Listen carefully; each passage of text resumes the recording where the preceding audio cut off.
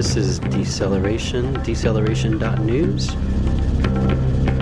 This week, the Climate Justice Alliance, a national convening of frontline communities in San Antonio, and eyes forward to the upcoming international climate gathering in Egypt. Thanks for joining.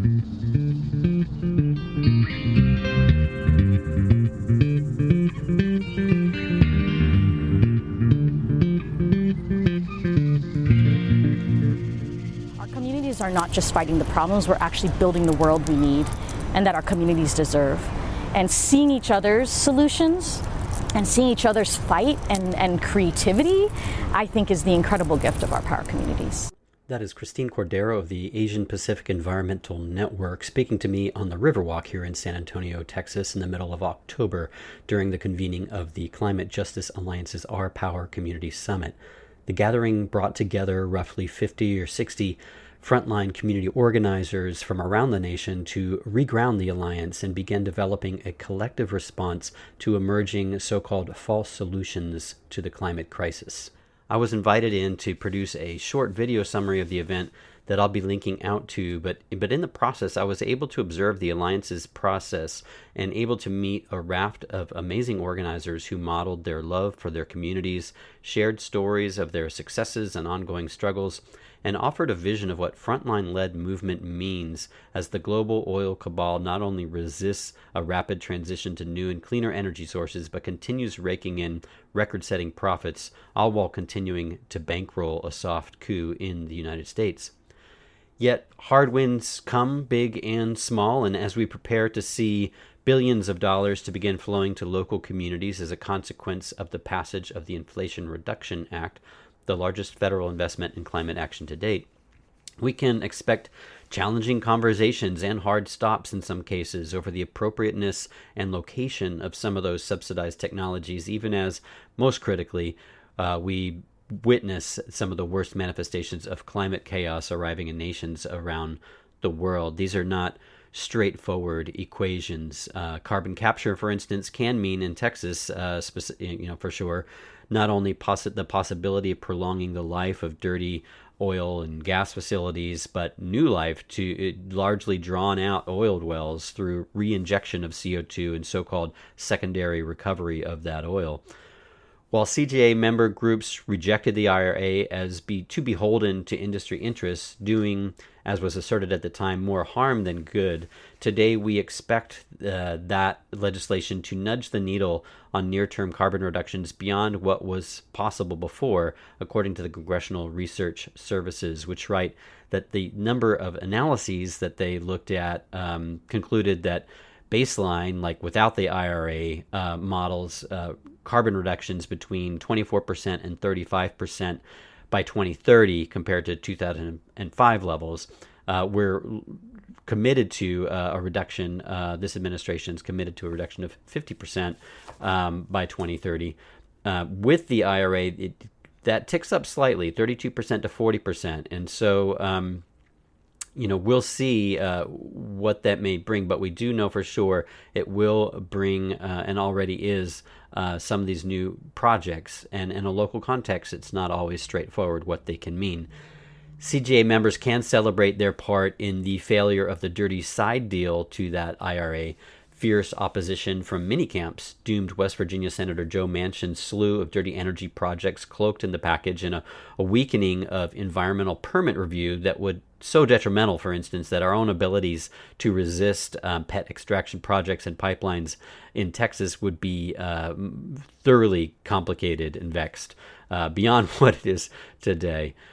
One thing CJA members do exceptionally well is to drill into the popular understanding the reality of our nation's many sacrifice zones. These are typically communities of color and low-income folks who pay the cost for polluting industry with their lives. After so many powerful conversations covering the gathering, I really wanted to share what I could and to the communicate, that these folks who communicate so well the values and processes by which CJ operates, it deserves attention for the careful and heart-centered way in which they really place the needs and interests of their 84 and growing urban and rural frontline communities, organizations, and supporting networks. These are just a few of those voices. The brief opening statements are to provide a sort of survey of voices from frontline climate communities. We meet here organizers from the Northeast, from the Southwest, from the West Coast, all talking about their respective local struggles and many recent wins, how they found in dialogue these realities reflected in other communities here at this gathering in San Antonio. And it's in this discovery of common challenges that lives an awareness of the power of solidarity. And among those, we'll hear from Christian Rodriguez, Angel Ramos, Mackenzie Marshland, Alejandria Lyons, Ayana Grace, and Katt Ramos. I've set aside, additionally, a lengthier interview just following that with Christine Cordero, who you heard at the top of the podcast. I wanted to highlight this interview for a number of reasons. The topics we get into range, but are consistently drilling into key conversations taking place, or which should be taking place in communities everywhere, which should we should be clear climate justice is far more than carbon, and projects like the IRA, CGA, deceleration will rise and fall, succeed or fail, depending on their ability to improve the lives of real people and of all their networked relations, right? Of all of our families, human and otherwise, by that understanding. My name is Christian Rodriguez. My pronouns are they, she. I'm with Ironbound Community Corporation. We're based out in Newark, New Jersey. Hola, me llamo Ángel. Hi, my name is Angel Ramos. I am from Providence, Rhode Island. I work for the People's Port Authority. My name is Mackenzie Marshland. I'm the Climate Justice Manager for Florida Rising. My name is Alejandria Lyons, and I am the State Coordinator for New Mexico No Fault Solutions. My name is Ayana Grace. I use she, her, they, them pronouns. I'm originally from New York, but I moved to Detroit to be a farmer at D-Town Farm. I'm Katt Ramos. I'm the Managing Director of Richmond Our Power Coalition in Richmond, California. Some of the campaigns that we're actually working on in New Jersey is just pretty much trying to get our New Jersey Environmental Justice Bill passed, right?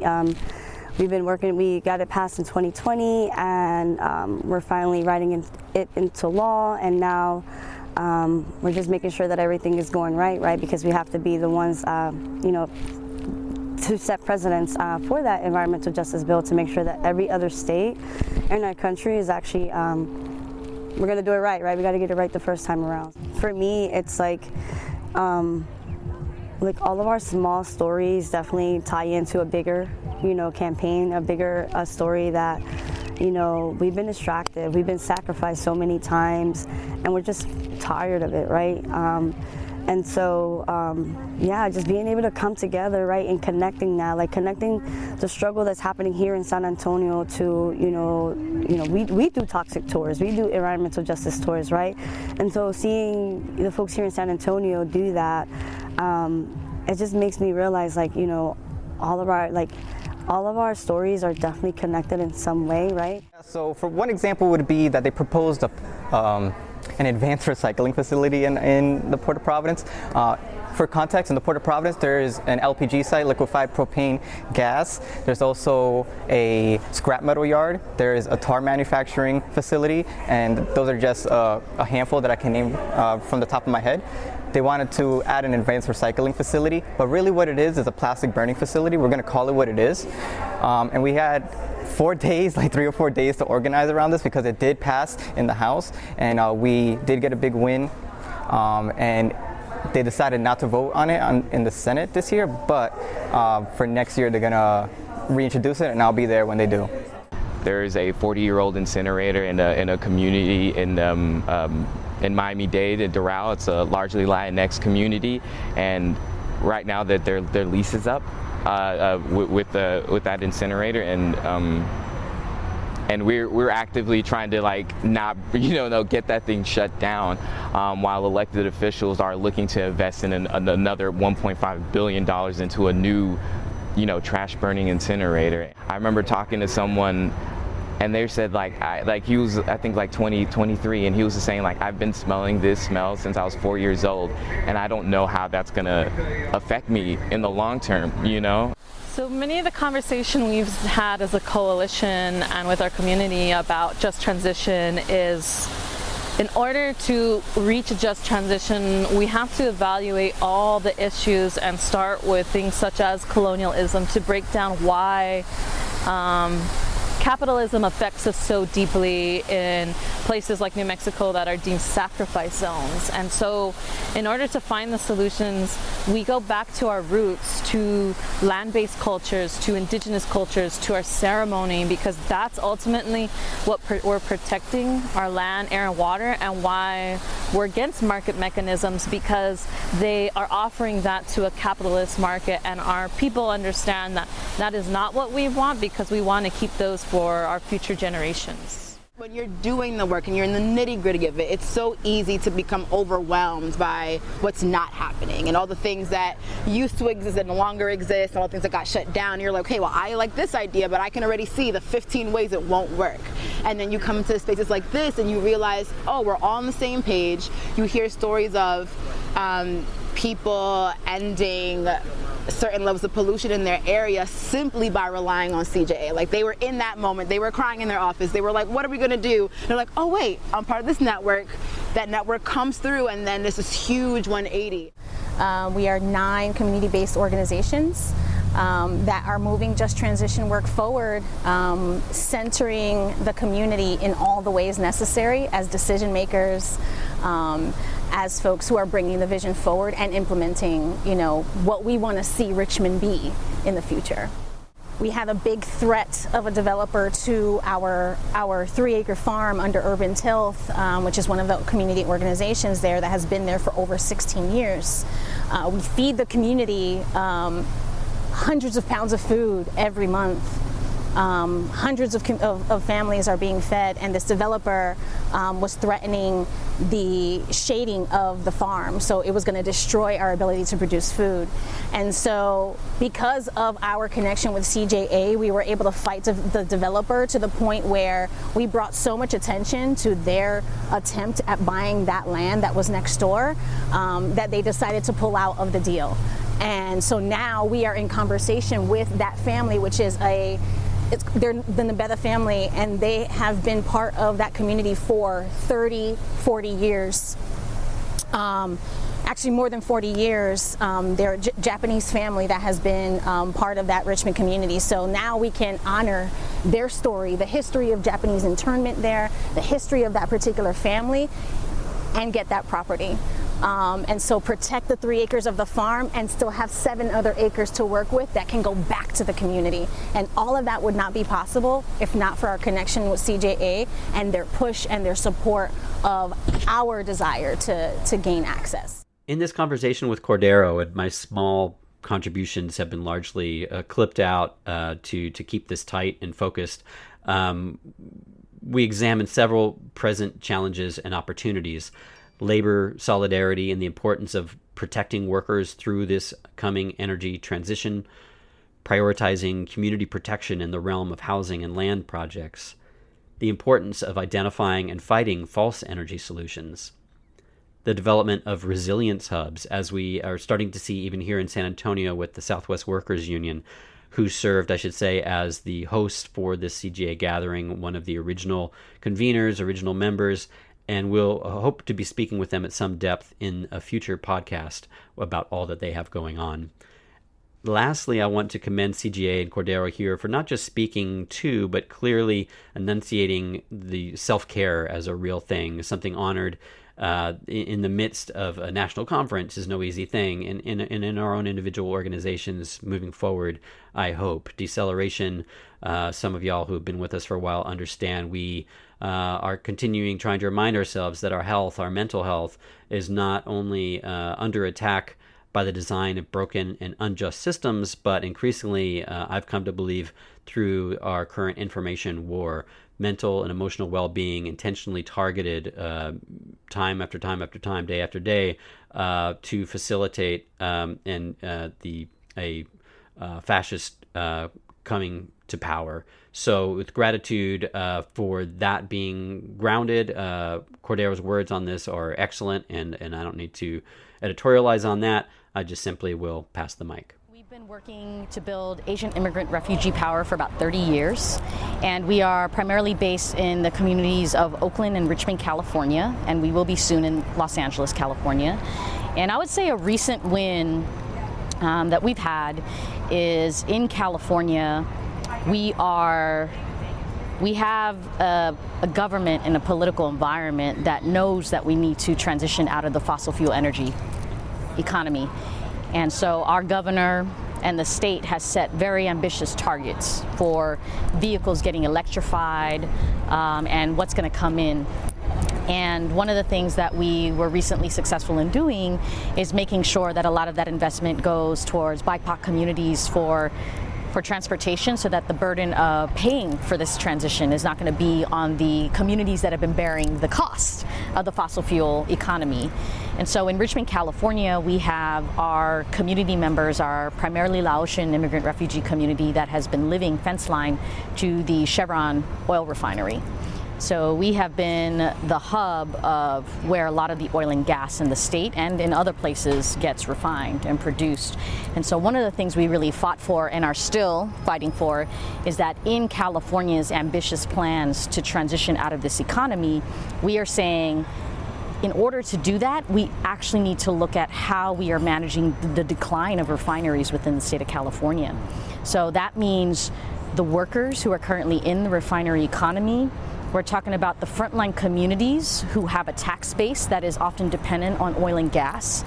And we want to make sure that our communities actually get strengthened in the process of transitioning to this clean energy economy, rather than us bearing the brunt of the transition. So this is also true for the frontline workers, and we're trying to figure out how to work together to say that actually, as we transition into this clean energy economy, you cannot leave any of us on the front line behind. So we're really trying to come up with, what does that regional economy look like? One of the things we're really trying to move our state and city and regional government officials and regulatory agencies away from is making unwise decisions in desperate times. So there's a lot that the oil and gas industry are peddling as solutions. So for instance, there's all kinds of technology of carbon capture is what they say, or all different types of hydrogen, right? A lot of these things, in particular, hydrogen could potentially be something good, but a lot of these things are cover for continuing to use the fossil fuel infrastructure that exists in the state, because they want to keep making their profits up until the very end, right? What we've seen is that they will go up until the very end and be like, no, this isn't happening. And then they'll file for bankruptcy and leave the residents and the workers holding the bag, basically. So we're trying to do everything we can to be like, actually, we need to manage this decline away from fossil fuels towards a regional regenerative economy that actually works for the communities that are there. So we're really trying to envision, what does it look like for a culturally rich immigrant communities, right, that is Laotian or Chinese, to be able to stay as the community ideally improves, right? So as we make our economy greener, as we get more opportunities, a lot that has happened in other places is those communities don't get to stay. So we're really thinking about, what does it look like to have community-owned land projects? So one of the things we're experimenting with in California is we've recently gotten our state government to invest about something like $270 million on demonstration projects for what we're calling climate resiliency hubs. So these are places in communities potentially that already exist. So it could be a school, a center, a church, or a new structure that could exist that acts as a place where community can gather, both in times of crisis and between crisis. So for in crisis, if you need battery, storage energy for your medications or for your medical machines, or if you just need clean air when California is having wildfires, these places would act as community resiliency locations so that we can actually mutually give aid to each other in times of crisis. And then in between, it's where our community can build power, where we can gather and say, what do we want for our education? What do we want for our local transportation? What do we want for housing? And that these places actually need to be entrusted institutions all over. I mean, as we see these climate disruptive events continuing to happen, right, we're asking ourselves, how are we going to take care of us? Because part of what we've seen is that a lot of times our government can't move fast enough, or they aren't prepared to. And so we're saying we're going to take that in our own hands, And then we're also going to demand that our government also do that. But we want to be able to govern ourselves in times of abundance and crises and say, we know that oftentimes no one's coming for us. So we got to have each other. So we're really thinking about that and trying to define what does it look like to keep our communities where they're at, that as we're improving them, we can stay. So we're really looking at what's the kind of housing people want. A lot of our members are multi-generational families, right? What does that look like? What does it look like? What is it going to feel like to not have to feel threatened that you have to move away from your community? So these are several things we're working on that we're really excited about. All of it sounds amazing. Yeah. You know? So that dream got seeded in Climate Justice Alliance, CJA. So part of it, 10 years ago, when we started working on this, the hub idea was something that we were like, well, that'd be nice. Were you in CJ? Oh yeah, Okay. oh yeah. All right. Yeah, 10 years. So to see us starting to make strides in it, right? But then you'll see the system try to pervert it, any good idea, right? So we're really making sure that that vision is grounded in community still, and that it's not going to be something that kind of becomes this greenwashing thing, because that's also happening, right? So it's this beautiful dream that got seeded in CJA long time ago, where we came together and we were like, okay, we got to fight all this bad stuff, but what would it look like? And when we first imagined resiliency hubs, some of the dream is also like cultural centers, arts and healing justice, right? We meant the whole thing. We don't want just some place where we can get clean air, although we do want that as well, or a place where somebody can charge their cell phone, although that's also very real, important for our youth. We actually envisioned something that's like, it's actually community infrastructure, right? Like, how do we actually be there for each other in all of those ways? So that's a dream that we get to see. Like, now several of us are like building it. Like, that's freaking amazing. So in Richmond, it's called the Rise Commons, and Rise is a local youth organizing group that originally started, that idea came about as a liberation and organizing hub for the youth. And then the Rise youth came together with the APEN youth, and we were like, why don't we make it climate resilient too? And so that vision kind of grew out of our young people. So it was really beautiful. At APEN, we've known for a long time that we're not going to do this work alone.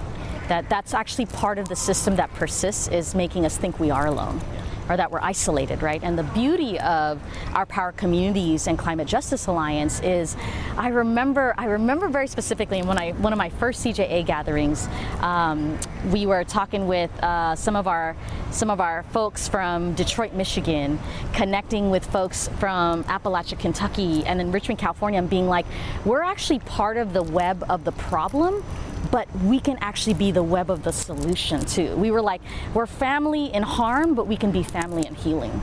And part of it is actually supporting each other in our dreaming and our visioning, supporting each other in knowing that we're not alone in these issues, because that's part of how they make us feel like we're gonna lose. And so what I think is important about our power communities is we actually act as mirrors for each other to say, can you see how powerful we can be when we gather, when we tell each other the stories of the wins we have, and not just all the ways in which our communities are dying, because there's that too, right? And there's community in grief, but I think where I have been especially grateful, and we have been especially grateful for our power communities, is our communities are not just fighting the problems, we're actually building the world we need and that our communities deserve. And seeing each other's solutions and seeing each other's fight and creativity, I think, is the incredible gift of our power communities. I mean, I think the only thing I would say that is a little bit that we've been dancing the edges around here, around our power, is part of what I hope all of us engage in, is we and our movement is only as good as how much we take care of ourselves to actually exercise our power, right? To be in our power. And one of the things I wish for our communities is to also know that the system is trying to grind us down, right? Which means we have to get really serious about our health and our care, because they're gonna make us feel like everything is urgent and we have to move at the speed of machines, which is what they've tried to tell us we are. And part of reclaiming our power is saying, actually, you don't get to determine that I move at the speed of other than the human being that I am. other than the interdependent piece of nature that I am. Like, part of the extractive exploitative system is also showing on us, right? And so one of the things I hope for all of us is that we understand how to regenerate our own power, which means finding our cultural and spiritual depths of power. It means going into places around healing that are scary and vulnerable, and we don't actually talk about in the professionalized, nonprofit space. I think more and more people are, now that pandemic kind of peeled things open, right?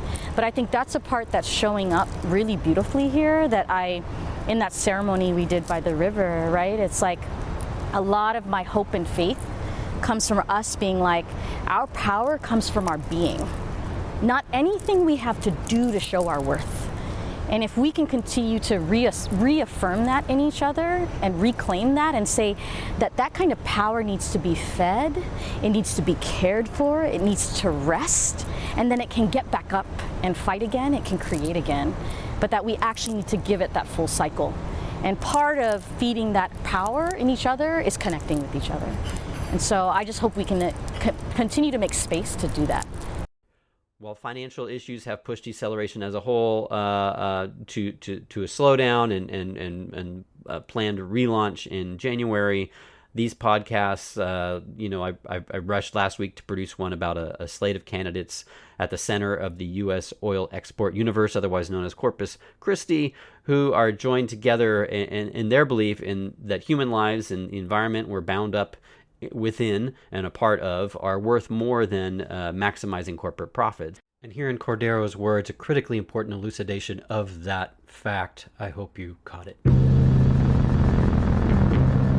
You are just joining us for the first time, check out Deceleration.news. You can find this podcast on iTunes or Stitcher or SoundCloud. Check us out, give us a review, and yeah, if you're interested in volunteering or doing some freelance or contract work or kind of just figuring out how we can collaborate on creating a future that's good for all of us, for all of our relations, just drop us a line at editor@deceleration.news.